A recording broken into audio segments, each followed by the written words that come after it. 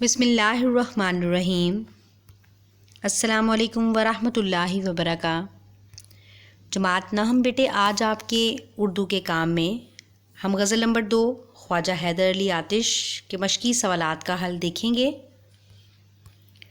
یہاں پر آپ کے پاس غزل خواجہ حیدر علی آتش کے مشقی سوالات کا حل ہے۔ یہ دیکھیے، مشق میں پہلا سوال کہتے ہیں درج ذیل سوالات کے جوابات لکھیں۔ بیٹے یہ سوال آپ کے سامنے موجود ہیں، میں سوالات کے جوابات آپ کے سامنے پڑھوں گی اور آپ اس کو توجہ سے سن کر اپنی اپنی کاپیز پہ اور اپنی اپنی بکس کے اوپر لکھیں گے۔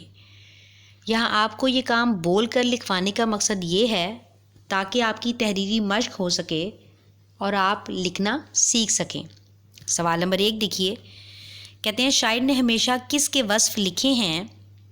جواب دیکھیے، شاعر نے ہمیشہ اپنے محبوب کے دانتوں کے وصف لکھے ہیں۔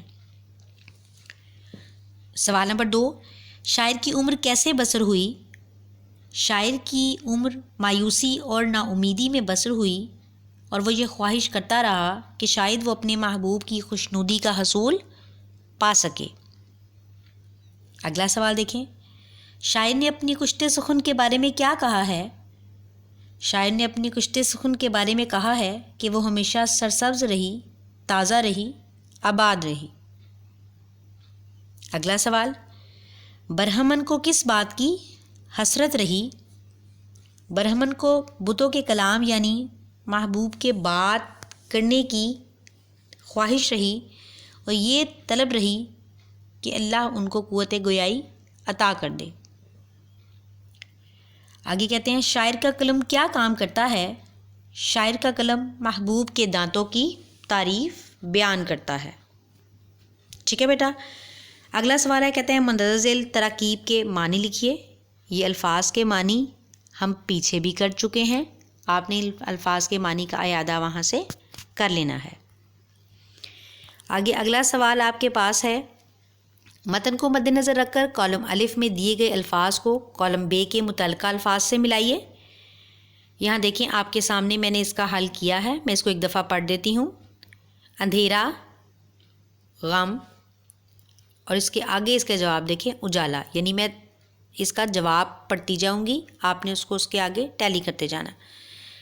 اندھیرا اجالا، وصف دندان، قلم موتی، عمر بسر، جاگا سویا، فکر سخن، زنخدہ کنواں، مزہ غم۔ ٹھیک ہے بیٹے، آگے کہتے ہیں درج ذیل شعر میں موجود تشبیہ کے بارے میں اپنے اساتذہ سے آگاہی کریں۔ جب ہم نے یہ شعر پیچھے تشریح میں پڑھا، ہمیشہ لکھے وصف دندان یار، قلم اپنا موتی پرویا کیا، وہاں آپ نے اس کی تشبیہ پڑھ لی۔ آپ کے اعادے کے لیے میں آپ کو بتا دیتی ہوں، جو تشبیہ ہے اس کے 5 ارکان ہیں۔ تشبیہ کا مطلب ہوتا ہے کسی ایک چیز کو دوسری چیز کے متشابہ قرار دینا، یعنی اس جیسا قرار دینا۔ ٹھیک ہے، تشبیہ کے ارکان 5 ہیں۔ ہم نے یہ کانسیپٹ جو ہے وہ کلاس میں بورڈ میں اچھے طریقے سے کیا بھی ہے، پھر بھی میں نے آپ کو یہاں اس کا اعادہ کروا دیا ہے۔ آگے سوال نمبر 5، اعراب کی مدد سے تلفظ واضح کیجیے۔ یہ صرف تلفظ ہے، یہ آپ کا بورڈ کا سوال نہیں ہے، یہ ہماری کلاس کی ایکٹیویٹی ہے۔ جیسے ہم کلاس میں ان الفاظ کا حدر کرتے ہیں ویسے ہی ہم نے ان کا حدر کرنا ہے، یعنی وصف، قلم، عمر، بخت، کشت سخن، برہمن، زنخدہ۔ ٹھیک ہے، جیسے ہم اس کی کلاس میں دہرائی اور اعادہ کرتے ہیں ویسے ہی آپ اس کو پڑھ کر دیکھ لیں گے، لیکن یہ آپ کا بورڈ کا سوال نہیں ہے۔ آگے دیکھیں، کہتے ہیں الفاظ کے معنی لکھیں اور جملوں میں استعمال کیجیے۔ بیٹا جیسے ہم معنی پیچھے کر چکے ہیں اور جملوں میں استعمال کرنا آپ کا بورڈ کا سوال نہیں ہے، یعنی آپ صرف ان الفاظ کے معنی کریں گے اور جملے جیسے میں آپ سے کلاس میں ہوم ایکٹیویٹی کے طور پر سن لیتی ہوں، اس کو آپ نے بس اپنی رف کاپی پہ ایک دفعہ لکھ کے مشق کر لینی ہے۔ جملہ بنانا الگ سے آپ کو پیپر میں نہیں آئے گا اور آپ کو یہ بات پتہ ہے پہلے سے ہی۔ آگے وہ کہتے ہیں درج ذیل الفاظ کے متضاد لکھیے۔ نیچے ان کے متضاد میں نے لکھے ہیں، اندھیرا اجالا، جاگنا سونا، غم آگ، غم کا خوشی، آگ کا پانی. ٹھیک ہے بیٹا. اگلا سوال ہے, کہتے ہیں درج ذیل مرکبات کے نام لکھیں. یہ جو رخو زلف, دندانے یار اور کشت سخن, یہ تینوں الفاظ بیٹا مرکب اضافی ہیں. ٹھیک ہے.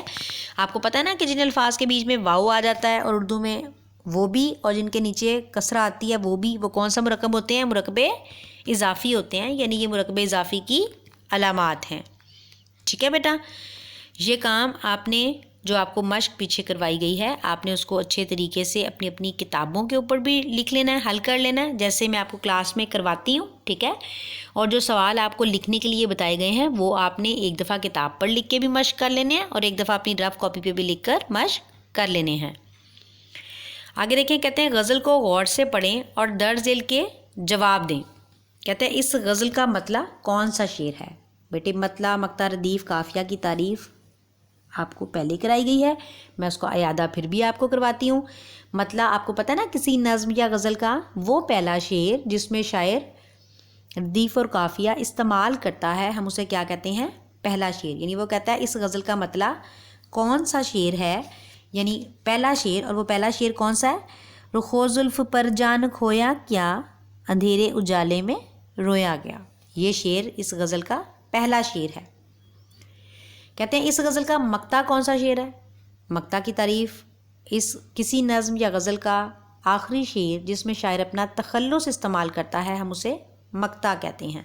ٹھیک ہے. یعنی زنخداں سے آتش محبت رہی, کنویں میں مجھے دل ڈبویا کیا.